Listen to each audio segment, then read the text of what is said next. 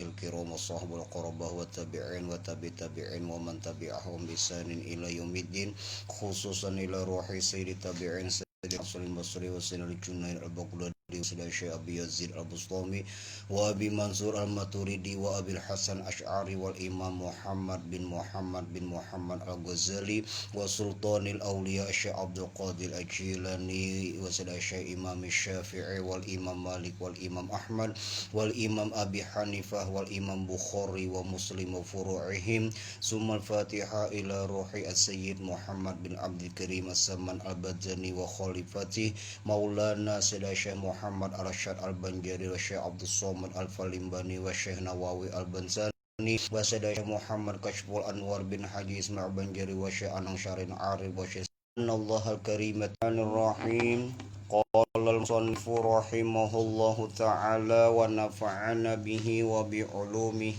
في الدارين amin. Kitab yang kedua pada menyatakan qalbun, artinya jantung. Jadi di sini musonif memaknai qalbun yaitu bermakna jantung. Kalau kita biasa makna qalbun itu adalah hati. Dan pada kitab yang kedua ini ada 10 bab yang mengandung akan sifat-sifat kecelaan yang 10. Jadi sifat-sifat yang tercela ada 10. Ketahui olehmu bahwasanya qalbun itu ada 2 makna. Pertama, qalbun jasmaniyun, hati atau jantung yang dinisbahkan kepada jasmani badan, yaitu daging yang ditaruh di dalam dada sebelah kiri. Daging yang Allah letakkan di dada kita sebelah kiri. Nah, ini jantung. Bila kita japai, detak. Jadi yang dimaksud di sini bilanya qalbun bermakna jantung, maka yaitu letaknya di dada sebelah kiri.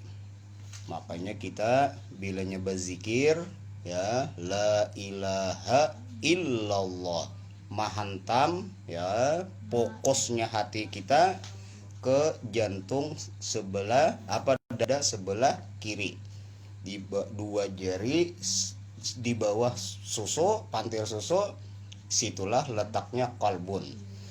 Nah, di situ kita waktu berzikir ya memfokuskan hati ya, la ilaha illallah. Waktu illallah ya isyaratkan hati kita menghantam ke dalam jantung. Karena di situ membuang daripada segala sifat-sifat yang tercela. Jadi dengan kita berzikir tadi, menghantam atau bahasa lainnya adalah menghilangkan daripada segala sifat-sifat yang tercela di dalam hati kita. Jadi letaknya bilanya jantung di sini bermakna hati, qalbun yang bermakna jantung di sini yaitu letaknya adalah di bawah dada sebelah kiri, yang menyerupai ia akan jantung pisang. Ya, jantung kita ini sama jesidin seperti jantung pisang, tongkol, kayak tongkol pisang. Dan yaitu daging yang tertentu di dalamnya ada lubang, dan di dalam lubang itu ada darah yang hitam. Ya. Yang kedua, qalbun di sini bisa bermakna qalbun ruhaniyun. Qalbun yang dinisbahkan kepada roh, yaitu sesuatu yang halus, yang mengetahui ia dan yang mengenal ia dan yang mendapat ia daripada manusia. Ya. Makna yang kedua daripada qalbun di sini, inilah yang dimaksud, yaitu roh atau hati. Yang mana makna yang kedua ini termasuk daripada apa yang disabdakan Nabi, iza saluhat saluhat jasadu kulluh, iza saluha saluha jasadu kulluh.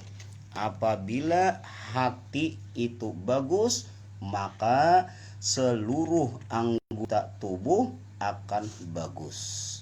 Ya. Jadi yang dimaksud di dalam hadis Nabi itu ala fil jasad mudghah, segumpal darah. Ya.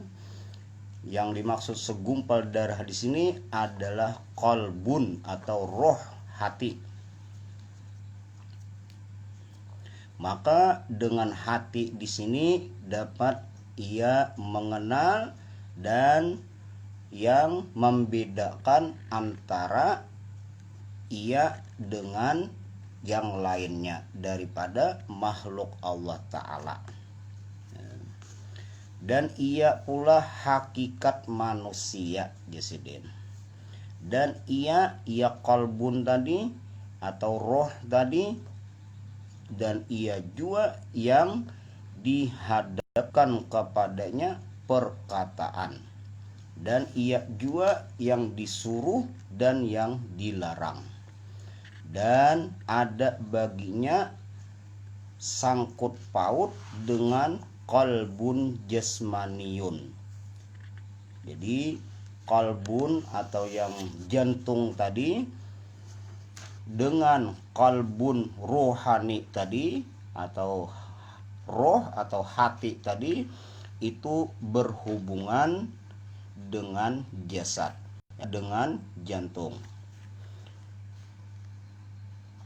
Dan pembedanya yang dikhitab atau yang disuruh Allah Ta'ala di dalam Al-Quran dan yang disuruh dan dilarang Allah Ta'ala melewat nabinya, ya, yaitu adalah qalbun rohani di sini, ya, hati. Maka dengan hati tadi dapatlah ia membedakan dari mengenal dan melaksanakan segala perintah dan larangan-larangan Allah Ta'ala. Dan sesungguhnya tercengang kebanyakan akal manusia pada mengetahui sangkut paut antara keduanya. Ta'ajub, Jasidin, bingung orang-orang yang pintar daripada hendak mencerai atau membedakan antara qalbun jasmani tadi dengan qalbun rohani, antara jantung dengan hati, ya. Jadi hendak membedakan, hendak mencerai kada kawat, ya, karena dengan hati dan jantung tadi itu sumber daripada hidupnya manusia, ya. Bilanya kawa, ya, memisah antara jantung dengan hati, berarti kawa sudah membikin maolah manusia, ya, nang bujur-bujur manusia. Amunnya rubut, ya, itu masih terpisah, ya, masih terpisah antara baterai, ya, antara listrik dengan badan. Artinya kan bilanya dikatek, ya, hidup, ya, stop kontaknya lah. Tapi kalau badan manusia itu kontak antara jantung dengan hati, ya, sehingga walaupun guring tetap aja bernapas, ya, tetap aja hidup. Cuma akal kada lagi. Jadi amunnya dapat kawa maakali, ya, mencerai kayak pak maulah sasamaan daripada jantung dengan hati. Nah, ya sama lawan Tuhan namanya, ya, sama lawan Tuhan. Tapi kada ada nang kawanya, ya, kada ada nang kawanya menyamai buatan Allah Ta'ala.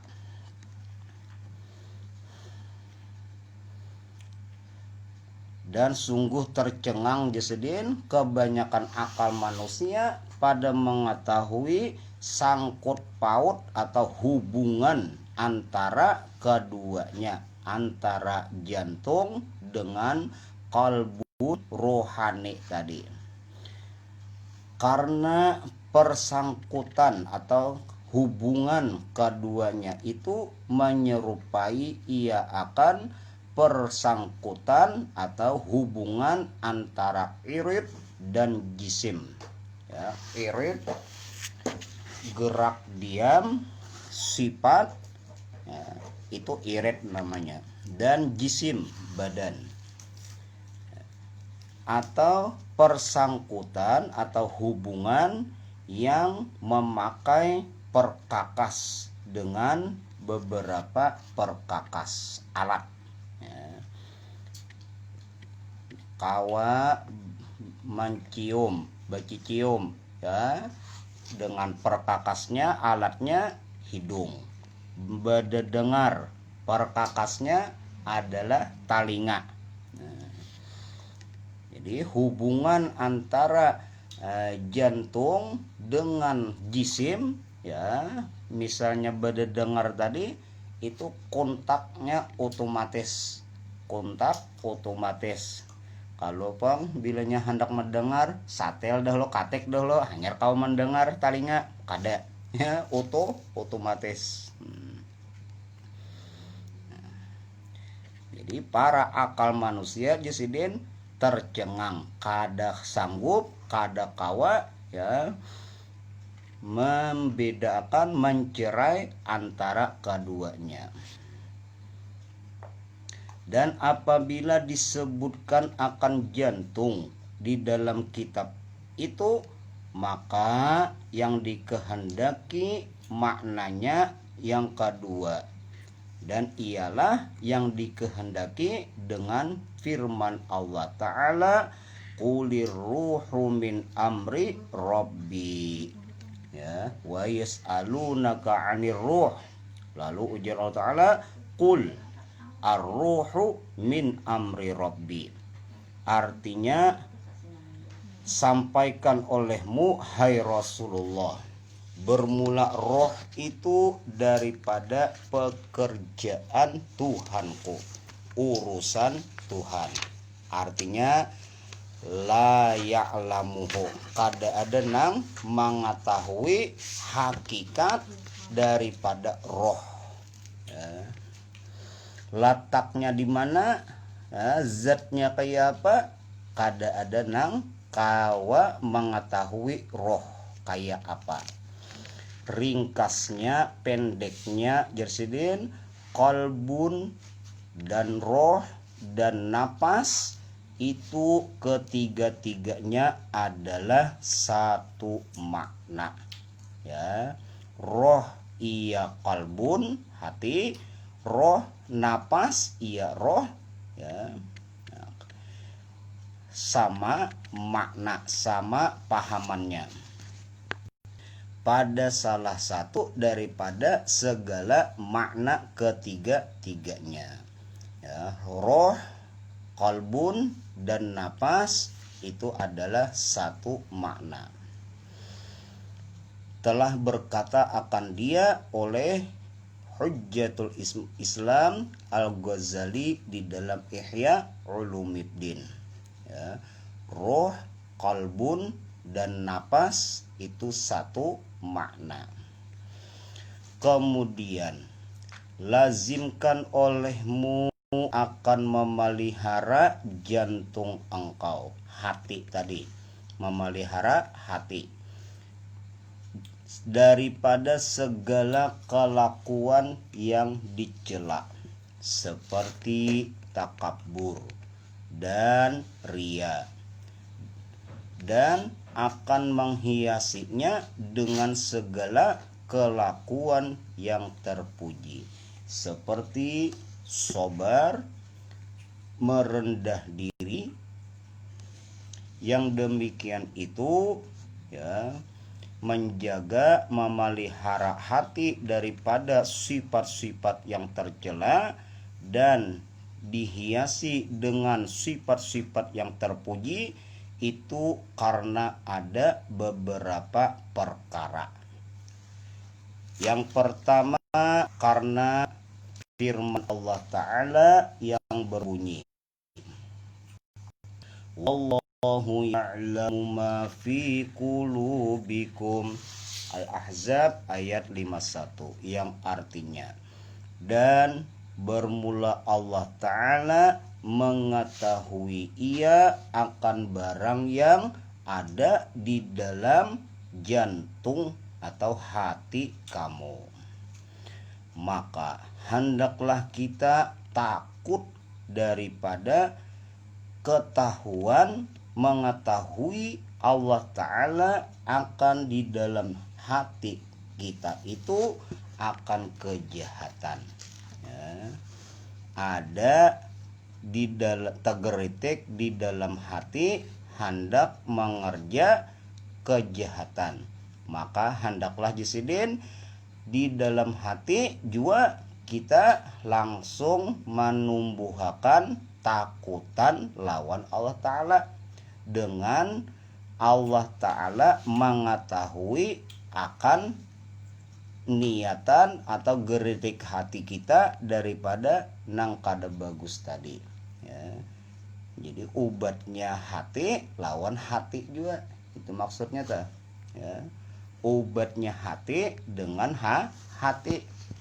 Kemudian kada kawa kita menghilangkan yang kada bagus di dalam hati kecuali dengan hati kita juga, artinya dengan diri kita juga, karena nang tahu lawan penyakit hanya kita. Amun orang kada tahu, oh itu sombong ya, oh itu takabur, kada mesti ya, kada mesti apakah di dalam hatinya sombong atau kada. Jadi nang tahu penyakit lawan diri kita juga ya. Nah, jadi untuk menghilangkan daripada penyakit-penyakit di dalam hati, maka dengan hati juga, dan dari hati kita juga untuk menghilangkannya. Namun orang kada kawa, hanya bisa menyampaikan nasihat papadah, tapi untuk menghilangkannya hanya kita juga. Yang pertama ya tadi, jalannya atau obatnya untuk menghilangkan daripada penyakit hati diganang, diingat, wallahu ya'lam, Allah mengetahui, Allah memandang lawan hati kita ya. Ketahuan Allah Ta'ala bahwasanya di dalam hati kita ada daripada nang kada bagus. Jadi istilahnya hendaklah kita itu menanamkan keimanan yang kuat bahwasanya Allah Ta'ala senantiasa menazor, memandang ya daripada isi hati kita. Kemudian yang kedua, wallah subhanahu wa ta'ala a'lam. Mudah-mudahan dengan berkat berangkat dibacakan kitab yang pernah dibacakan oleh Abah Guru Sekumpul. Allah Subhanahu wa Ta'ala mengampuni segala dosa-dosa kita zahir dan batin seumur hidup, membersihkan hati kita daripada segala sifat-sifat yang tercela dan dipakaianinya dengan sifat-sifat yang terpuji. Mudah-mudahan Allah Ta'ala menyudahi umur kita semua dalam keadaan husnul khotimah, mati beriman, di akhir umur dikuasakan mengata la ilaha illallah Muhammadur Rasulullah ala hazihi niyat wa ala ma nawa bihi syekhuna Syekh Sekumpul. Al-Fatihah. A'udzu billahi minasyaitonir rajim. Bismillahirrahmanirrahim.